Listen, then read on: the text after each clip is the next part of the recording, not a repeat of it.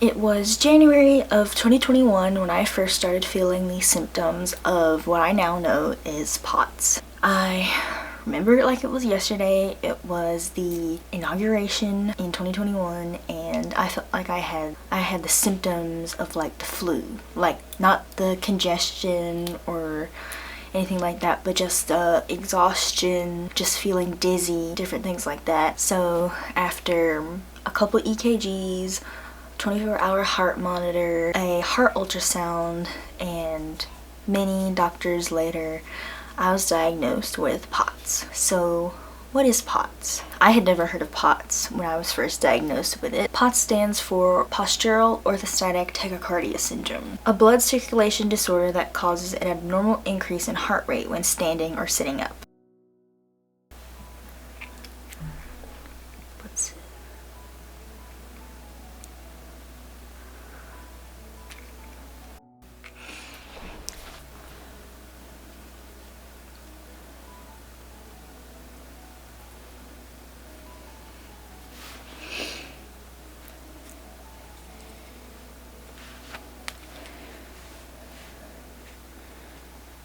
36, 134, 35, 136, 137.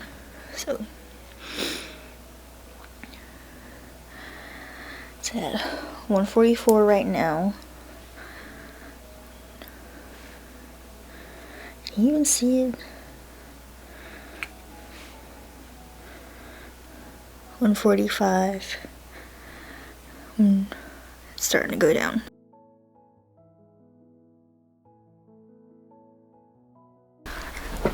So I am medicated with POTS now, so it isn't gonna be as bad as it used to be. Before I was medicated, there were a lot of issues that I dealt with that were really hard, and it made it hard to diagnose, and it was really upsetting when going to doctors.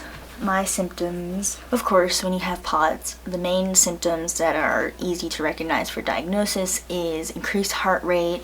So that is one thing that is like kind of the worst symptom, is just increase of heart rate when you stand and do things is so much more abnormal than a regular person. Palpitations.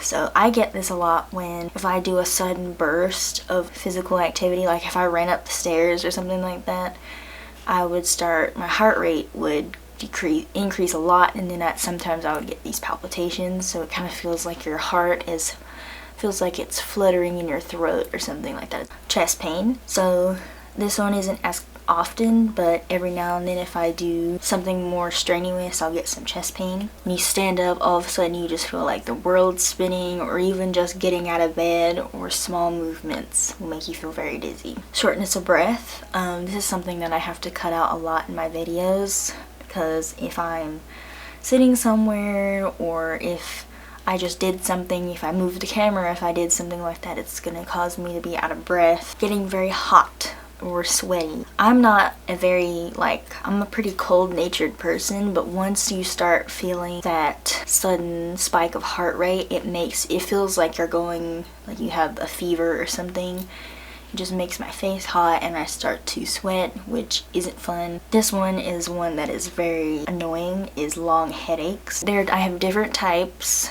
but sometimes I'll have kind of a dull headache for about 6 hours. That one's not as bad, and I'll get those a few times a week, but then maybe once a week I'll get one that's about 6 hours or more, and it's throbbing and it hurts really bad. I can't sit in bright areas. It hurts my eyes. Loud noises make me want to scream. Those aren't as common, so yeah.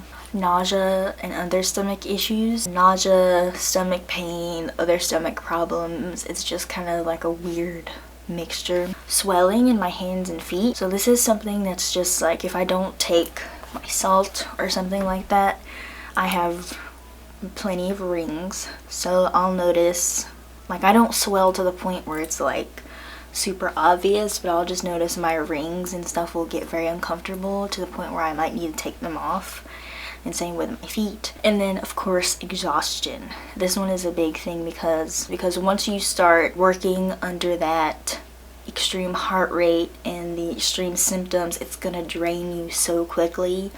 So it makes you so exhausted, and then by the time you've drank water, you've rested, you've taken some salt or ate some chips, you're already just exhausted and you feel whipped. Even you just did something for a short amount of time, but because you're hit with all of those symptoms, it makes it so exhausting. So that is POTS, and that is what I have. Of course, one thing I'm really lucky with is getting a doctor that prescribed me medication. So other than just eat these certain foods and drink this, because that's not something that's as easy to maintain as just take a pill. I'm on 2 prescription medications, propranolol, which is very common for POTS, and fludrocortisone. I take salt supplements multiple times a day. I take propranolol with that multiple times a day. I take migraine medicine for headaches, and I take ginger supplements for nausea.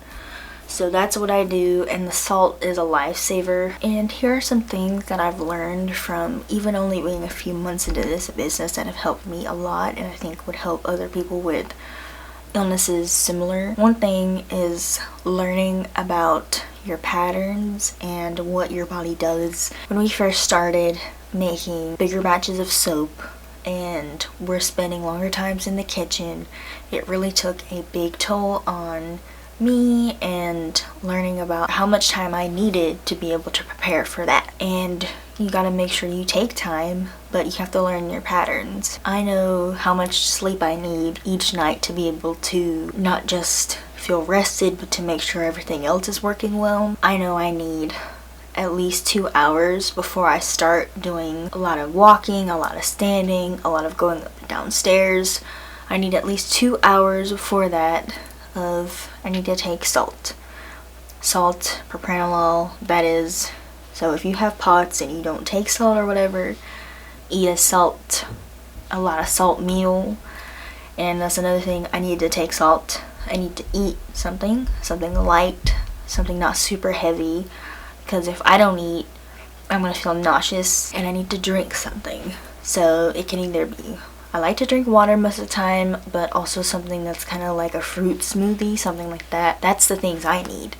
Now, if you have a different illness and a different thing, learn and take time to know how much time you need before that, and then in between, when you need to take breaks. But that's what I do for me. 2 hours before a labor-intensive couple hours, I do that, and I'll probably take a break in the middle to drink water, eat a snack or something, and then afterwards, I'm just gonna chill out. And I know if I have a day where I say, okay, I didn't sleep this good tonight, I started a little earlier than I should have, and I feel really tired because I didn't take my salt in time, and we worked, and it wasn't a great day, so I know about in the evening I'm probably gonna get a headache because it's been a kind of rough day.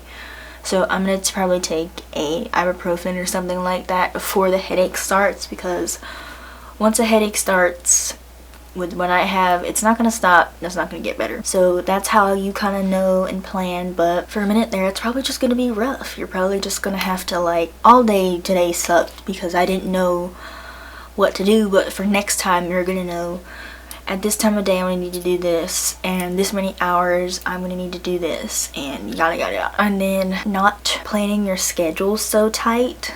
That's one thing with me that's so good about, I'm homeschooled and I don't have another job outside of this, which I know it might not be as flexible for some people, but try to keep, especially if you're starting a new business, try to keep your business so that it doesn't swamp you, because you need to be able to plan and you need to be able to have a little bit of flexible time so that if you need to recoup or you need to have time to reschedule, because especially with a new business and with soap, it's a lot of markets. Maybe you want to hold a class, maybe you want to do online Zoom classes, and you want to do YouTube, and you want to do all of this stuff, but sometimes you just gotta back up on it so you have a little bit of time so that you're not doing too much. Because there are bad days where I've taken salt, I've drank water, I've ate, I rested good last night, but I'm just still feeling bad, my heart rate is still racing. Don't limit yourself because you have this, because I know there are a lot of things when I was thinking about colleges and what jobs I wanted to do, it's discouraging to think that, oh, I probably can't do the same things as other people because I have this. Don't be so negative that you're stopping yourself from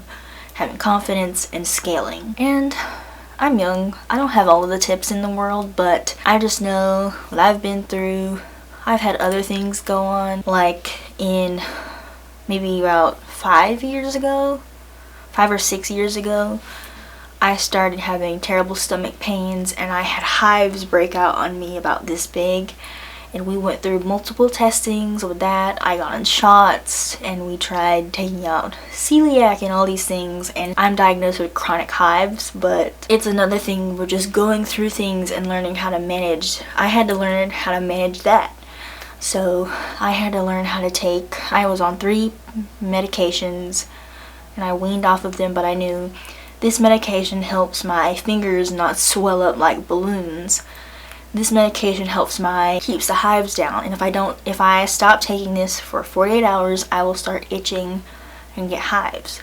This medicine helps with the stomach related pains, but then I got on the shots, it helped, and then a few years later this starts, and you just have to learn how to manage and deal with it. But that's what I have, and I work with it, and I think we're doing pretty good. So yeah, I wanted to say a little thank you though for all of the people who make this possible. Of course, I wouldn't have a business if I didn't have you guys, so thank you to the subscribers, thank you to the people who comment on all of my videos, and of course thank you to the people who buy our products, leave amazing reviews, who come to the markets every week and buy products and use them and swear by them and stuff. And even if you just come here and you aren't subscribed and you're just watching this video because you're new, thank you for being here too, and I hope you will subscribe. If you enjoyed this video, like, subscribe, do the normal stuff, and if you'd like to support me and my business, my shop is cadenceroseco.com. Buy from there if you like all natural skincare,